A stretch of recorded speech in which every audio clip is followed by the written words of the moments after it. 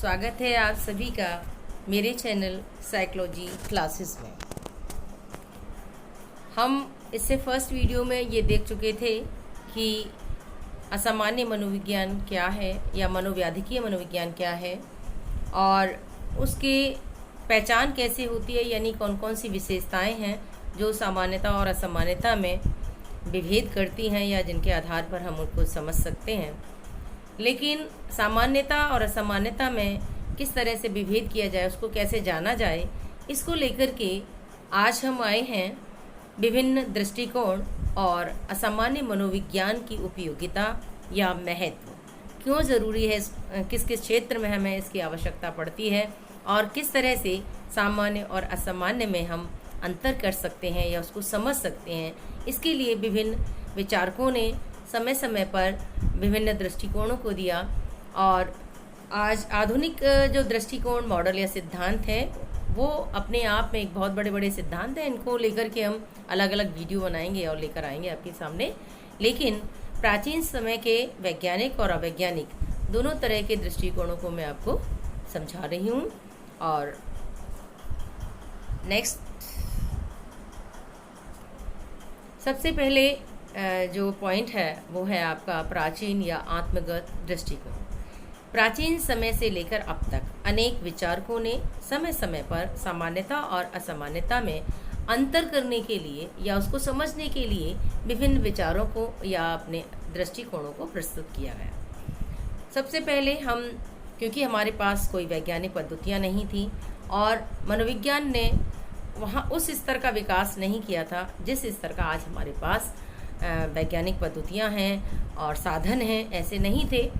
तो प्राचीन समय में जो असामान्य व्यक्ति थे उनको ये माना जाता था कि ईश्वरीय, जो इनके अंदर ईश्वरीय वो अभिशाप लगा हुआ है और भूत पिशाच इनके गिरफ्त में ये है, इसलिए उनके साथ जो है अमानवीय प्रकार का व्यवहार होता था।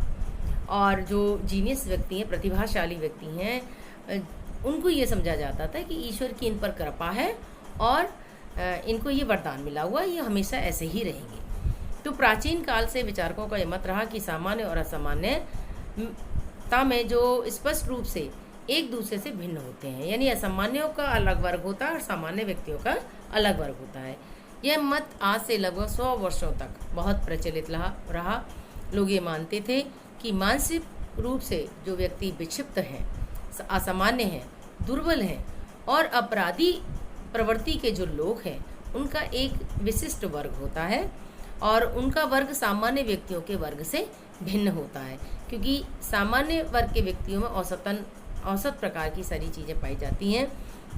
और इस सिद्धांत के अनुसार ये माना जाता था, आप ये ग्राफ में भी देख रहे होंगे, कि आधार या अक्ष OX रेखा से, अक्ष से एबनॉर्मल, नॉर्मल और जीनियस तीनों के वर्ग बनाए हुए हैं। ये जो लाइनें हैं बिल्कुल आधार से टच कर रही हैं। टच करने का मतलब ये हुआ कि इसके वर्ग बन गए हैं, सामान्य का अलग, असामान्य का अलग और प्रतिभाशाली या जीनियस का अलग। इस सिद्धांत के अनुसार असामान्य व्यक्तियों को पापी और घृणित समझा जाता था, उनके साथ अमानवीय व्यवहार किए जाते थे, जबकि प्रतिभाशाली व्यक्तियों को के लिए माना जाता था कि उन पर ईश्वर की कृपा है।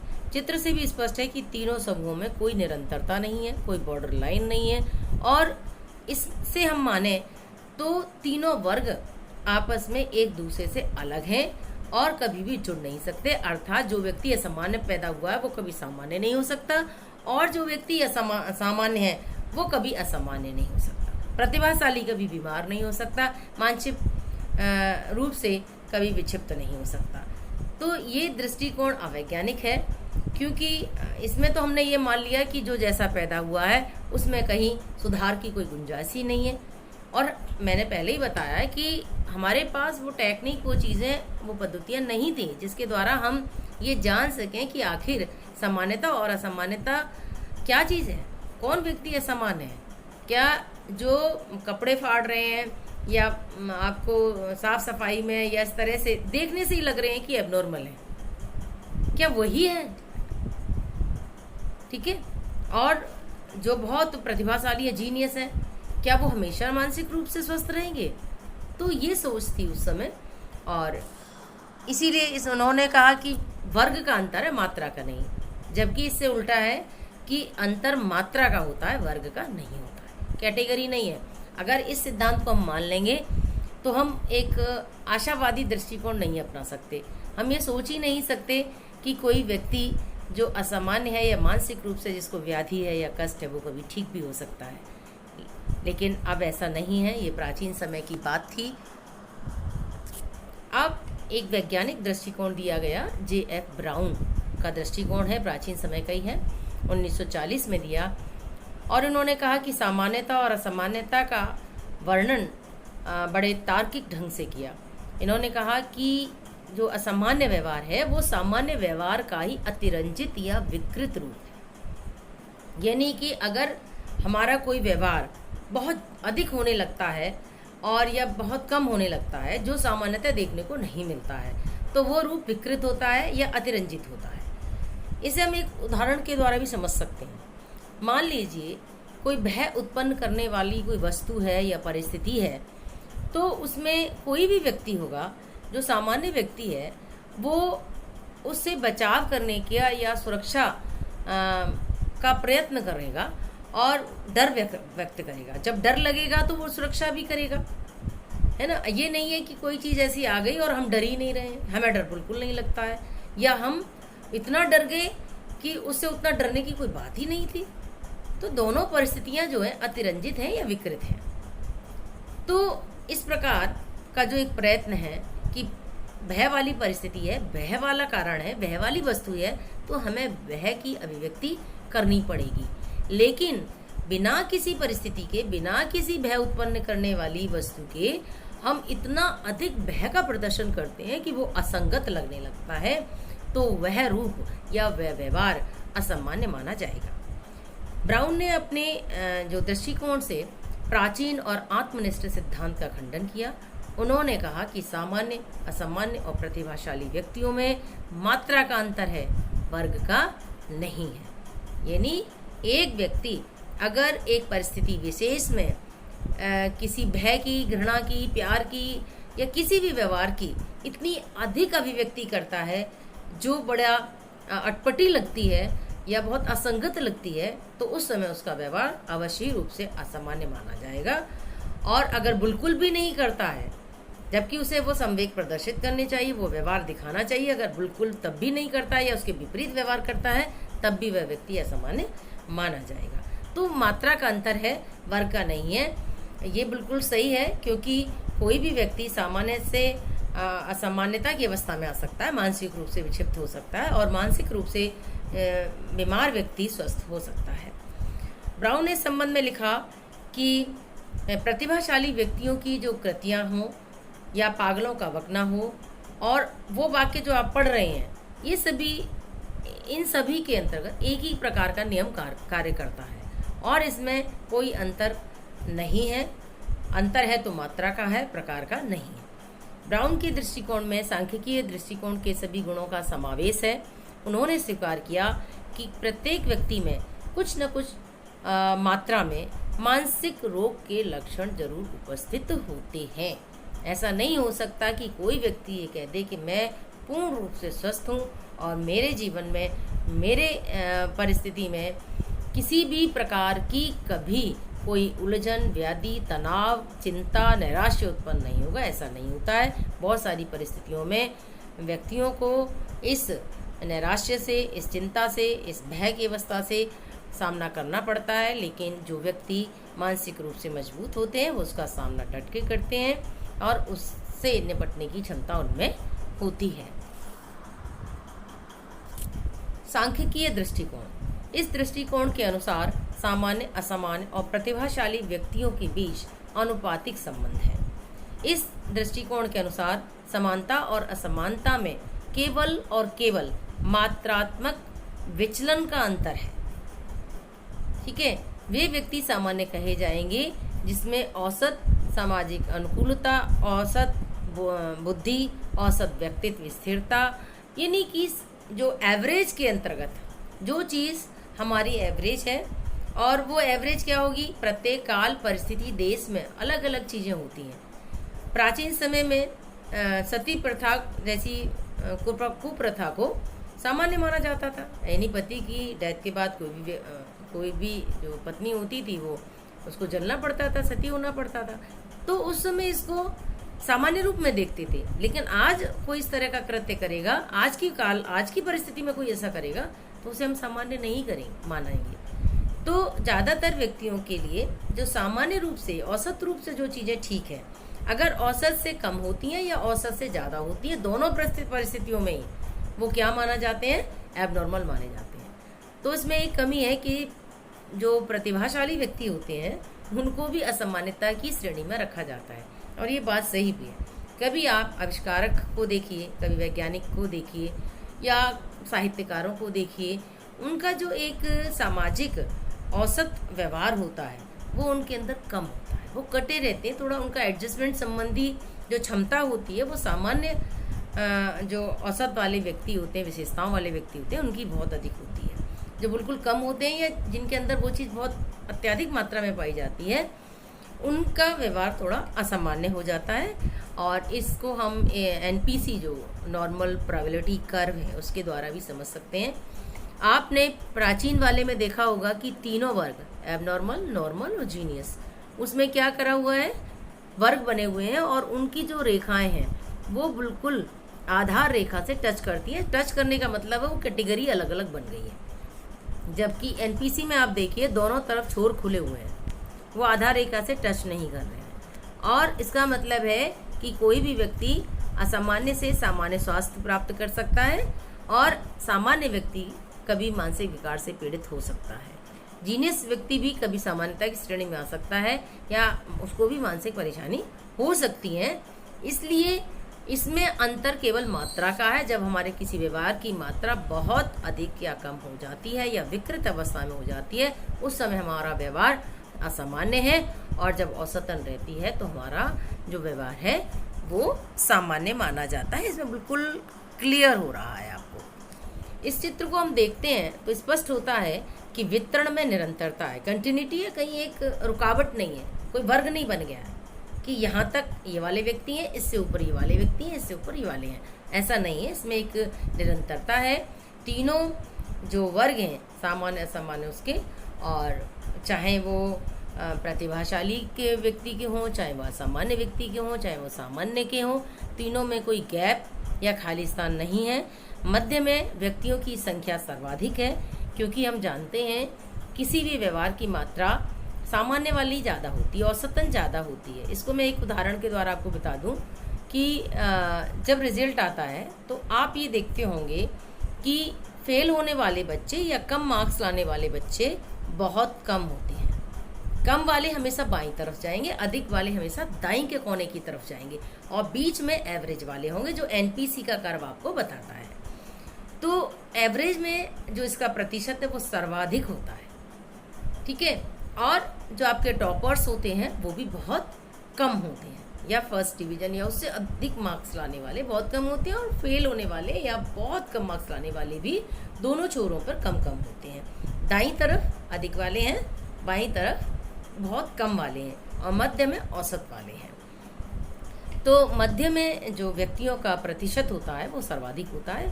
वक्र के प्रारंभ में और मध्य में व्यक्तियों की संख्या बहुत कम है। किसी भी और जो जैसे जैसे मध्य की ओर जैसे जैसे बढ़ते हैं, केसेस की संख्या अधिक से अधिक होती जाती है। मध्य में सर्वाधिक संख्या होती है। इससे स्पष्ट होता है कि सामान्यता और असामान्यता में अंतर केवल मात्रा का है। ये समानता लिख गई है, इसमें असामान्यता है। यहाँ पर NPC का जो अक्ष का अधिकांश विस्तार है -3 सिग्मा से लेकर +3 सिग्मा के अंतर्गत आता है। मान लीजिए 1000 की जनसंख्या में जो है -3 सिग्मा तथा +3 सिग्मा के अंतर्गत 9974 केसेस आते हैं। वास्तव में X अक्ष पर इसका विस्तार अनंत है। दोनों अगर आप साइड से जाएंगे तो कहाँ तक ये चीज़ जाएगी, कहीं बॉर्डर लाइन इसकी नहीं है, कहीं कंटिन्यूटी इसकी ख़त्म नहीं हो रही है।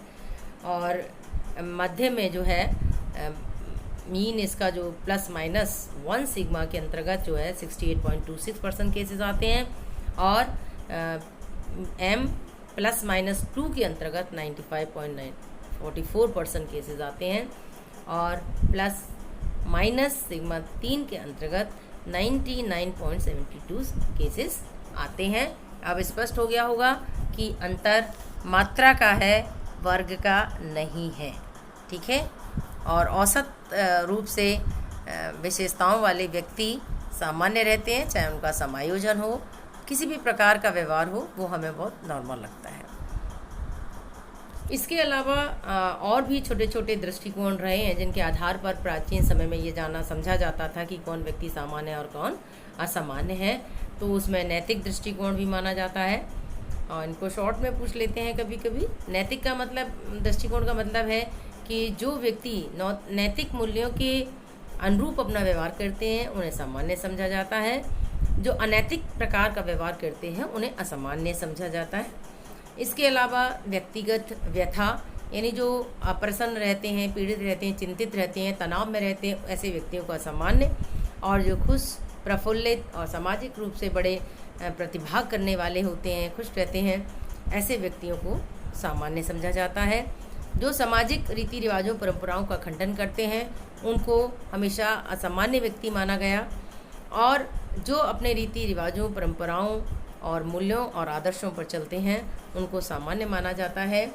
और इसके अलावा कई छोटे छोटे और दृष्टिकोण हैं। समन्वित व्यक्तित्व का दृष्टिकोण, यानी फ्रॉइड के अनुसार इड, ईगो, सुपर ईगो, ये तीनों तंत्रों में संगठित और स्थायित्व होता है, ऐसे व्यक्ति सामान्य होते हैं। और जिनमें बिखराव होता है तीनों तंत्रों में, क्योंकि अगर हमारा इड हम पर हावी रहेगा तो हम एक आपराधिक प्रवृत्ति के बन जाएंगे, और सुपर ईगो रहेगा तो नैतिकता हम पर हावी बहुत हो जाएगी। व्यवहारिक जीवन में तीनों तंत्रों में तालमेल करके ही हम उस व्यवहार को जी सकते हैं। इसके अलावा समायोजन संबंधी पॉइंट ऑफ व्यू भी है कि जो व्यक्ति प्रत्येक परिस्थिति में, चाहे वो सांवेगिक हो, शैक्षिक हो, सामाजिक हो, अपना किसी भी प्रकार का क्षेत्र हो, उसमें समायोजन बहुत अपूर्व और सफलतापूर्वक करते हैं, जबकि असामान्य व्यक्ति समायोजन ही नहीं कर पाते हैं। इसी कारण मानसिक रूप से विकृत भी होते हैं। सांस्कृतिक दृष्टिकोण भी है, हमारी अपनी संस्कृति की कुछ मूल्य होते हैं, आदर्श होते हैं, परंपराएं होती हैं। अगर उनके अनुकूल हम करते हैं व्यवहार तो सामान्य, और प्रतिकूल व्यवहार करते हैं तो असामान्य माने जाते हैं। तो ये छोटे छोटे दृष्टिकोण भी थे जिनके आधार पर सामान्यता और असामान्यता में विभेद किया जा सकता है या उनको समझा जा सकता है। इसके अलावा आज मैं आपको महत्व भी बताऊंगी कि एबनॉर्मल साइकोलॉजी को समझना या जानना हमारे जीवन के लिए क्यों आवश्यक है। इसके संबंध में कॉलमैन ने 1976 में लिखा कि आधुनिक युग ज्ञान की महान वृद्धि और तीव्र सामाजिक परिवर्तन का युग है। निश्चित रूप से विकास या भौतिक विकास की जिस चरम सीमा को हमने छुआ है, निश्चित ही वो हमारे लिए उपलब्धि है और गौरव का विषय है। लेकिन इस विज्ञान या प्रौद्योगिकी के क्षेत्र में हमने जो उन्नति की है और उसके साथ साथ जो हमने मानसिक क्षेत्र में अवनति की है, यानी हमने कुछ बिगाड़ा है, तो अपना मानसिक स्वास्थ्य, अपनी मानसिक बेचैनी। और आज आप देखते होंगे कि अधिकांश व्यक्ति स्ट्रेस में रहते हैं, चिंताग्रस्त रहते हैं, फ्रस्ट्रेशन जैसे पार्ट ऑफ लाइफ हो गया है। तो ये सब चीज़ें कहाँ से आ रही हैं? विकास के साथ साथ हमने अपने मानसिक स्वास्थ्य को कहीं ना कहीं अनदेखा किया है। या आपने देखा होगा बहुत सारी सुख संपत्ति, अच्छे जॉब, अच्छी चीज़ों पर रहने के बाद भी लोग सुसाइड कर रहे हैं या गलत रास्ते पे चल रहे हैं।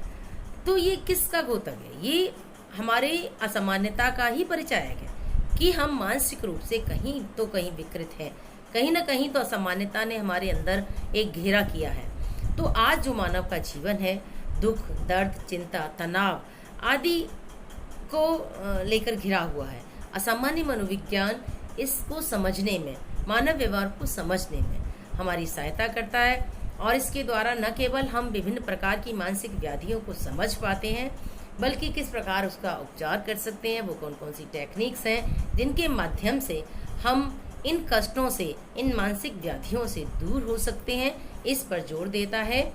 और इस संबंध में एक कॉलमैन का आगे विचार भी लिखा हुआ है, और किस किस क्षेत्र में ये इसकी महत्वता हो सकती है ये आपको बताती हूँ। व्यक्तिगत समस्याओं के क्षेत्र में हर व्यक्ति का एक अपना पर्सनल लाइफ होती है, और उस लाइफ में दुख ना हो, चिंता ना हो, तनाव ना रहे, स्ट्रेस में ना रहे, अपनी छोटी छोटी समस्याओं को मानसिक रूप से जो समस्याएं उत्पन्न हो रही हैं, जिनके कारण से ये सब चीज़ उसके जीवन में घटित हो रहा है, उसको वो दूर कर सके, पर्सनली उनसे जूझ सके और अपनी मानसिक व्याधियों पर विजय प्राप्त कर सके। इसमें भी सामान्य मनोविज्ञान हेल्प करता है। उपचार के क्षेत्र में बहुत सारी मानसिक विकारों की जो उपचार पद्धतियां हैं, उनको समझने का भी अवसर इसमें मिलता है। वैसे क्लिनिकल क्षेत्र में ज़्यादा उपयोगी है, बट साइकोलॉजी के स्टूडेंट्स इससे हेल्प ले सकते हैं। दूसरों को समझने के क्षेत्र में, अपराध के रोकथाम के लिए, मानसिक स्वास्थ्य के क्षेत्र में, शिक्षा के क्षेत्र में भी अक्सर देखा होगा माँ बाप अपनी आकांक्षाओं को, अपनी सोच को, अपनी रुचियों को अपने बच्चों पर थोप देते हैं। कोई बच्चा क्लास में क्यों इंटरेस्ट नहीं ले रहा है, कॉलेज से क्यों बंक रहता है, या उसकी अपनी मानसिक कष्ट क्या हो सकते हैं, क्यों इस तरह से कर रहा है वो, उस पर हमारा कभी रुझान नहीं होता। सामान्य मनोविज्ञान इसमें हेल्प करता है कि आखिर बच्चे के साथ क्या परेशानी हो रही है, उसको हम समझें। समाज सुधार, समाज में भिक्षावृत्ति हो, वेश्यावृत्ति हो, अपराध हो, बहुत सारी जो सामाजिक व्याधियां हैं वो क्यों हो रही हैं और उनको कैसे दूर कर सकते हैं। कानून के क्षेत्र में भी अपना काम करता है, धर्म के क्षेत्र में भी, क्योंकि धर्म केवल पूजा पाठ कर्मकांड नहीं है। धर्म हमारे आचरण को, हमारे व्यवहार को कंट्रोल करता है, और जब हम नैतिक रूप से हमारा आचरण कंट्रोल में रहता है तो निश्चित रूप से हम मानसिक जो परेशानी है उस पर भी विजय प्राप्त कर सकते हैं। युद्ध को रोकने और शांति स्थापित करने के लिए, क्योंकि युद्ध है और जीवन में जो अशांति है, जो राजनीतिक अशांति है, देश में अशांति है, उसको कैसे दूर करें, क्योंकि युद्ध कभी भी मानसिक स्वास्थ्य के लिए या अच्छे स्वास्थ्य के लिए नहीं होते हैं, बल्कि इनके द्वारा चिंता और निराशा उत्पन्न नहीं होता है। और इसी के साथ मैं अगले वीडियो में आपके लिए पुनः लेकर आऊँगी। तब तक के लिए नमस्कार, थैंक यू।